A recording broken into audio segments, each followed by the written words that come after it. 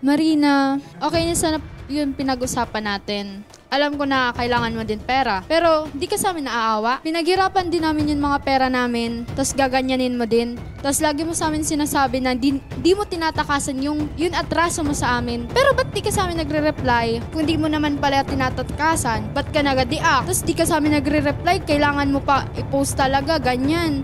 Pag pinost ka, ikaw pa yun galit. Pag pinuntahan ka sa bahay nyo, pamilya mo pa galit, itatago ka, ganyan. Itong mga kaaksyon mula sa Kamalig, Ginubatan Albay hanggang sa Cavite, 3 ginang ang nabiktima umano ng paluwagan ng isang online seller. Para sa detalya ng reklamong ito, makakausap natin ngayon si Marjorie Morada. Magandang hapon sa iyo, Marjorie. Hello po. So taga-Kamalig ka? Ikaw Yes yung taga-Kamalig. Maaari nyo bang maikwento muna sa amin kung paano nyo nakilala itong si Marina? Online seller po siya. Then si mami po, nakilala po siya. Then si ate, nag-order po si ate to si mami sa kanya. Then siya po, nag-deliver po siya sa tindahan. Then minsan po ako po ang nagkukuha ng order ni mami. Kaya ako din po nagabayad sa kanya. Nakikita ko po siya sa personal. Then naging friend po kami sa Facebook.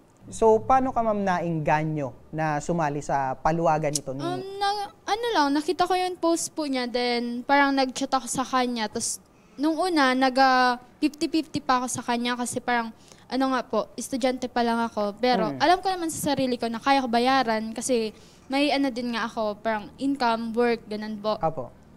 Tapos, yun parang din naman, tapos sige na, sumali po ako doon. Apo. So ano naging usapan nyo? Anong item yung kukunin mo sana at magkano yung napag-usapan nyo? Yung item po na kukunin ko dapat is iPhone 13. Then yung hulog ko po, 1530 is 2,300 po. Then 6 months po yun na babayaran. I-times mo po sa 2,3, magiging 27,800 po ang total. Paluwagan niya po is may mga slot po. 5 po kaming member doon. Then yung sa akin po is slot 3, dapat po ako magsasahod this April 30, yung dapat yung sahod ko. Kaso by mga April 15, may panghulog naman dapat ako sa kanya. Kaso parang sabi ko, nagdududa na nga ako. Then hinintay ko hanggang naging April 17, hinintay ko talaga na hindi ako sa kanya nag-chat. Then siya sa akin yung una. Hinintay ko talaga yun na siya sa akin mag-chat kasi may itatanong ako. Then sabi niya sa akin, nag-remind siya sa akin sa payment. Tapos ako, nagtanong lang naman ako sa kanya, ate, ano po yun mangyayari? Kasi maghuhulog na naman ngayon, pero yung mga dapat na sasahod, hindi pa napapasahod. Then, yung rebat niya sa akin doon, kung abo mo maghulog, nasa say mo po yan. Then parang, ako, sa feeling ko, sabi ko, ha? Nagtatanong lang ako. Sabi ko, parang hindi na nga. May mga napapansin ako, hindi na daw napapasahod. May nakikita ko na post dati. Tapos sabi ko, i-refund ko na lang po ate. Doon po ako nagsimula na mag-refund.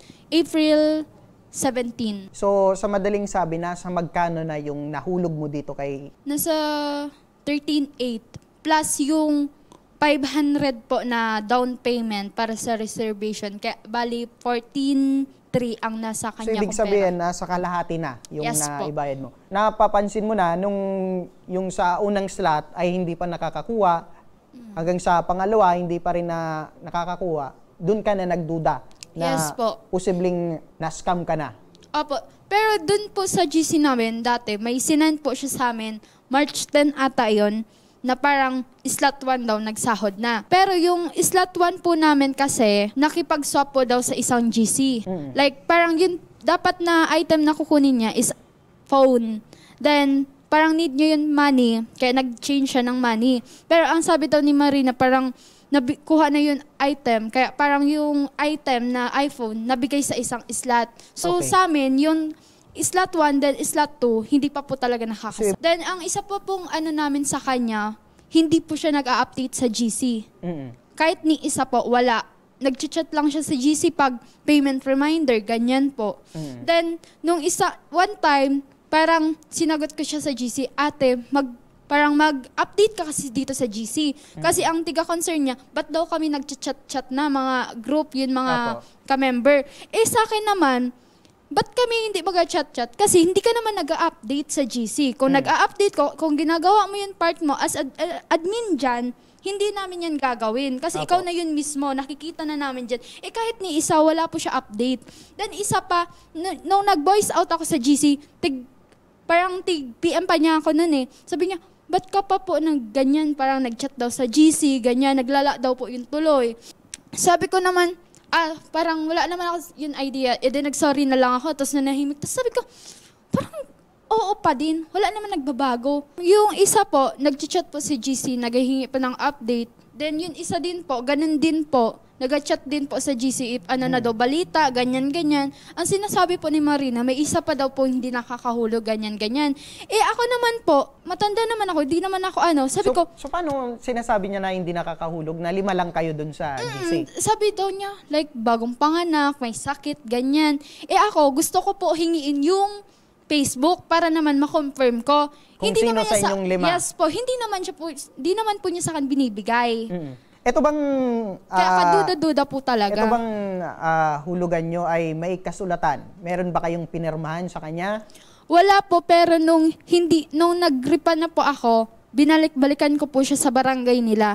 Nag-blatter na din po ako para lang po sa kasulatan and pirma po talaga niya. Pero before ka nag-blatter sa kanilang barangay, sinubukan mo ba siya na kausapin? Yes po. Ano yung mga response niya, ma'am? Hindi po siya nagre-reply. Minsan lang po siya mag-reply. Then ang lagi po niya nirarason, anak niya to siya. May sakit daw anak niya, ganyan, etc.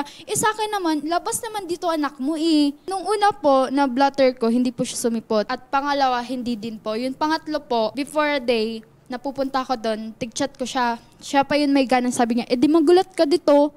Maghintay daw ako sa barangay kasi hindi daw po siya pupunta. So pumunta po kami ni Mami, sinamahan ako ni Mami. Ang sabi daw po ni Marina, kami daw po yun mismo pumunta. Kasi ayaw na po. Then sabi ni Mami, pinag-anuhanan din namin na parang, sige, tayo pumunta. Sinamahan po kami ng doon, mga tao po sa barangay. Yun po, pagpunta namin doon, maayos ako nakipag-usap. Sabi ko, ate, ang kailangan ko lang naman, yung response mo, yung pera ko. Tapos nagkasunduan po kami na June 8, dapat siya sa akin magsisimula maghulog. Ay, so may napag-usapan na kayo. Nasa magkano yung dapat niyang ibigay at kailan daw ito? June 8, Every every Sunday, 1K. 1K yung... Yes po. June 8 po, naghahintay po ako ng response niya. Sige, minsan nag-response, minsan hindi. Hanggang umabot na po ng gabi, kinaumagahan. As in, wala. Pero June 9, bumalik pa ako sa barangay nila. Yun pong June 9, bumalik ako sa barangay nila at nag-contact pa ako sa secretary na pupunta ako, ganun. Then sinabahan pa ako ng barangay Tanod na pumunta dun sa bahay nila. Ang nangyari po, nandun yung si Marina, pati yung anak niya, naririnig ko nga po umiiyak yung bata Pero ang humarap po sa akin, yung tatay. Ako na po yun, parang nakikipag-usap ako na, tata, need ko po yung pera. Kahit po sabihin mo na wala pa yung pangbigay sa akin, i-need ko nga po, may kasunduan na kami, may kapirmahan na. Pagdating nun, parang sinagawan ako ng tatay niya, di ko nga ba mo mabsabyan, dyan ka na lang, dyan ka sa luwan magulat. Siniring niya po ako sa to. Standby ka lang kasi maliban sa'yo, nasa kabilang linya pa rin ang ating, ang isa pa, sana nagre-reklamo na si Jen Pinaridoro mula sa Cavite. Magandang hapon, Jen. Hello po. Magkano naman, ma'am, yung nahulog mo dito sa paluwagan nyo ni Marina?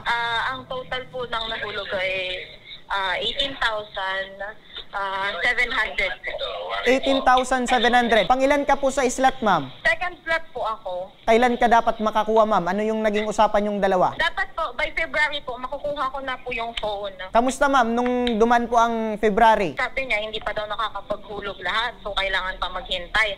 Pero ang sabi niya sa akin, nung first kasi transaction, sabi niya, na-order niya na sa supplier niya. Opo. And then, may sinend naman siyang proof na, okay, umorder na siya, pero yung supplier walang sinend. Pero, hindi ko mag-gets kasi bakit hindi mag-send yung supplier mo kung nakapag-pay ka na ng down payment. Opo. So, dun ka na, ma'am, nag-start na magduda na maring naloko ka na? Hindi po. Hindi pa po. Kasi naghulog pa po ako until May. So, until May po, naghulog ako sa kanya kasi nag-send nga po siya, then umorder siya sa ibang supplier niya kasi sabi niya, nagka-problema daw doon sa unang supplier. So, sa ibang supplier siya kumuha this time. Sabi niya sa akin, makukuha ko na yung phone. So, naghulog ako until May. Opo. Maitanong ko lang, ma'am, paano niyo po nakilala itong si Marina na nandiyan ka po sa Cavite? Pumunta lang po po ako ng Cavite last December po, 2024. So kilala mo po ito si Marina? Kilala ko po siya kasi nakatransact ko na po siya ng ilang beses. May mga transaction na po kami, may mga order ako sa kanya kasi nga online seller siya. So ibang item So, naman yun, ma'am? Yes po, mga damit po, ganon. Lagi naman po ako nag-chat sa kanya. Kaso lang, yun na nga, naka-deactivate na yung account niya. Tapos, ang dami nang nagpo-post sa kanya sa Facebook.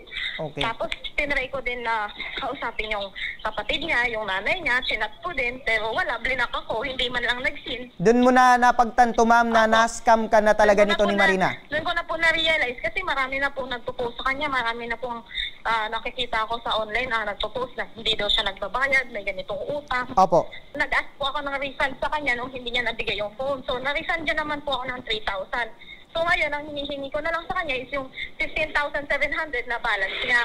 Nasa kabilang linya na rin ng nating telepono ang isa pang nagrereklamo na si Rosalie Ko mula sa Ginubatan Albay. Ikaw, ma'am Rosalie, nasa magkano naman yung nahulog mo dito sa paluwagan nyo ni Marina? Nasa nasa 7,000 po siya. Kaso na-refund niya po sa akin yung 1K, kaya 6K na lang po. Ano yung napag-usapan nyo dun sa paluwagan? Ito ba yung cellphone?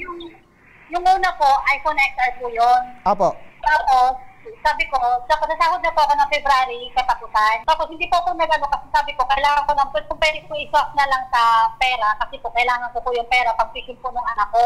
Okay naman po siya. Kaya ang ginawa po niya, sa ibang grupo po niya, meron pong isang iPhone XR din po yung, yung sa paluwagan niya.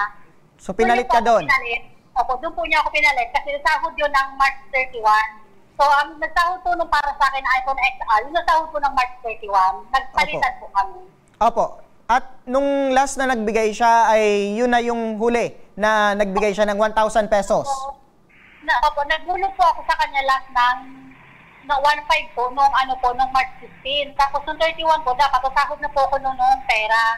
Opo. Kaso po, hindi na po niya sa akin naibigay yung 15,000 na pera kasi daw po ang rason po niya, hindi na po nagsipaghulog yung mga ibang kagrupo namin. Hanggang po umabot na sa ngayon po, hindi na po niya ako inaanuhan. Noong April, May 1 po, binigyan niya po ako ng 1K. Kaya yun po, 6K na lang po yung natitira sa kanya. Sa madaling sabi, katulad ni Marjorie at ni Jen, hindi ka na rin kinakausap nito ni Marina at posibleng tinakbuhan na itong 6,000 pesos mo. Nagchat naman po siya. Ang problema po, puro lang po siya rason, puro lang po siya promise na ganito, sa ganito bibigyan ko, sa ganito bibigyan ko. Wala rin pong nangyayari. So nawalan ka na ng pag-asa, ma'am, na magbigay pa ito ng 6,000 itong si Marina? Opo, wala na po talaga ng pag-asa magbigay kasi marami na nga po pala nasa sa kanya sa Facebook. Makinig po kayo, Marjorie, Jen, at sinubukan ng aming staff na kausapin at imbitahan ngayong hapon si Marina Regente Marino. Ngunit tumanggi na siyang magbigay ng anumang payag patungkol sa reklamong ito. At nais na lamang daw niyang hintayin ang pagdadaan ng legal na proseso. Kung nakikinig ka, bukas pa rin ang aming tanggapan para sa'yo kung magbago man ang iyong isip at nais mo nang magbigay ng payag patungkol dito sa reklamong ito.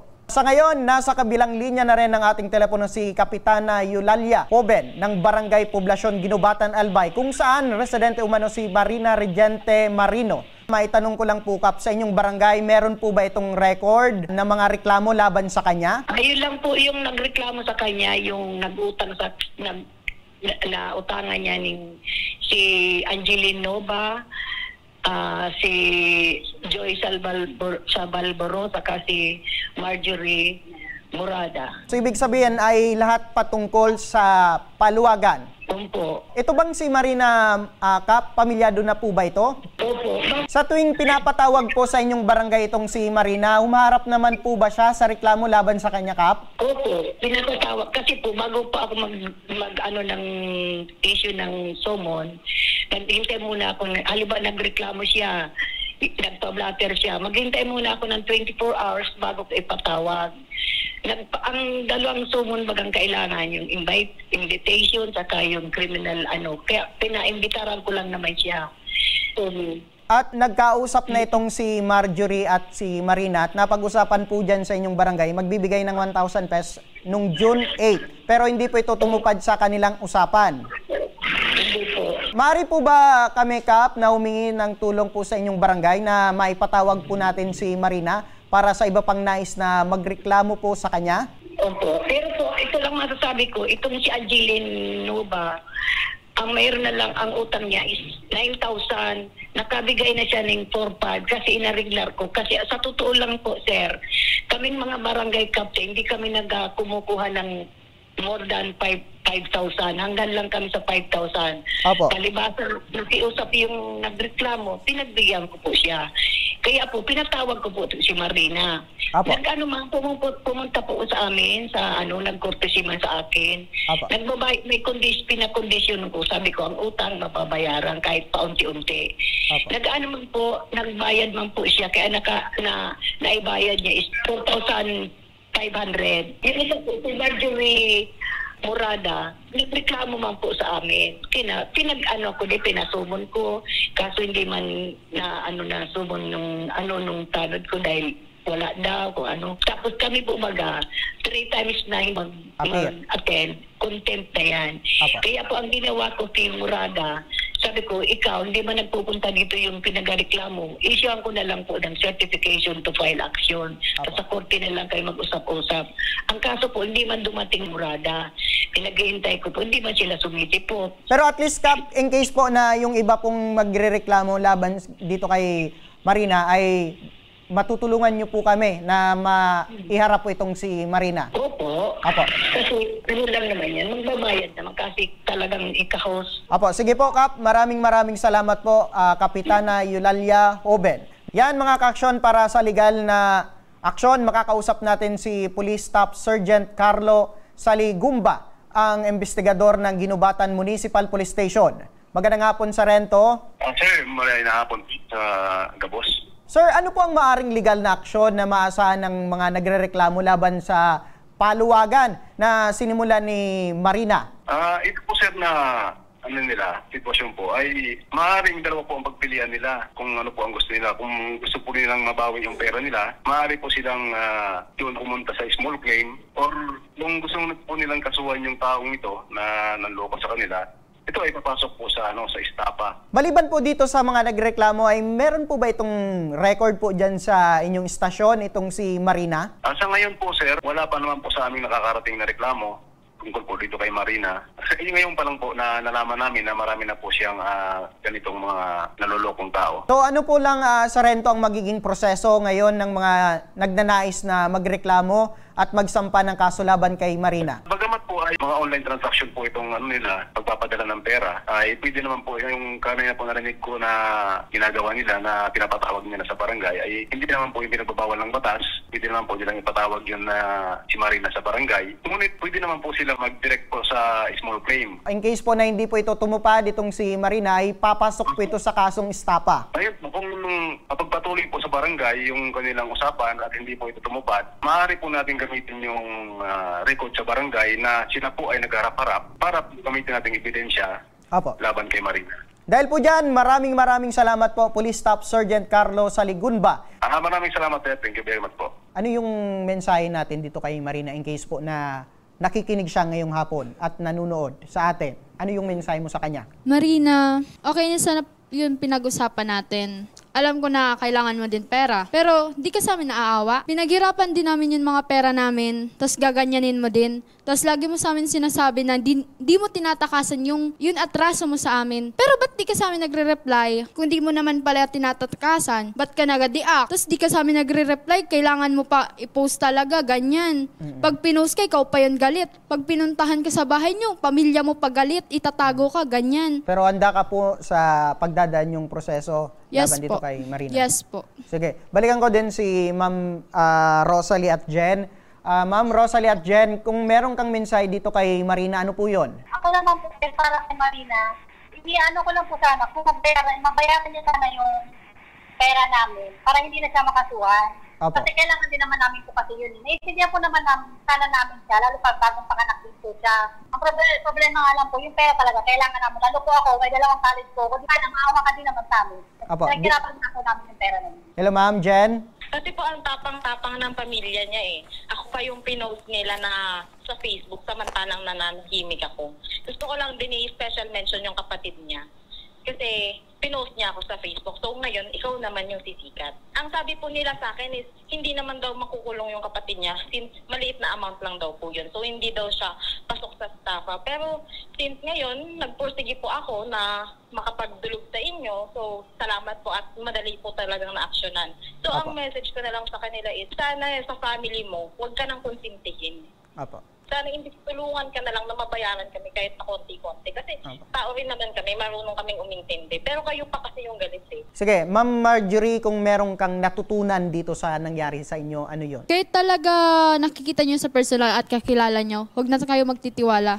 Kasi kahit nakikita nyo yung ano niyan, ugaling mabuti tapos mukhang mabuti, yun kaluluwa talaga niyan, hindi nyo masasabi kung mabuti. Kaya susunod, lesson learn na lang, huwag na lang talaga magtitiwala. Kung gusto nyo mag-ipon or kung may gusto kayo, pag-ipunan nyo na lang paunti-unti. Mas okay pa po yun. Asahan nyo po, Ma'am Jen, Rosalie at Marjorie na bukas po ang aming tanggapan para tumulong hanggang sa makausap po natin itong si Marina at matugunan itong nakuha po sa inyong pera. At in case po na hindi po talaga siya tumupad sa inyong isapan, ay tutulong rin po kami sa pagsampa po ng kaso in case po na maisipan natin na tuluyan ang sampa ng kaso itong si Marina. Oh, thank you po. Kung meron kang mensahe, ma'am, ano po yun? Sana magbayad ka na. Yun Yan, na. Ma'am Jen, kung meron kang mensahe overall, ano po yun, ma'am? Message ko na lang po siguro is, mas okay na lang siguro sa mga trusted shop na lang bumili. Tama po, ma'am. Kumbaga na willing tayo na magkaroon ng iPhone dahil hindi natin kaya na bayaran agad or bilhin agad, ay kumakagat tayo sa mga paluwagan. Kumbaga paunti-unti ay makukuha natin itong cellphone. Yung pala ay hindi na nalaman ay na-scam na pala tayo. Kaya wag po tayo agad na magtitiwala, especially na meron tayong ilalabas na malaking pera.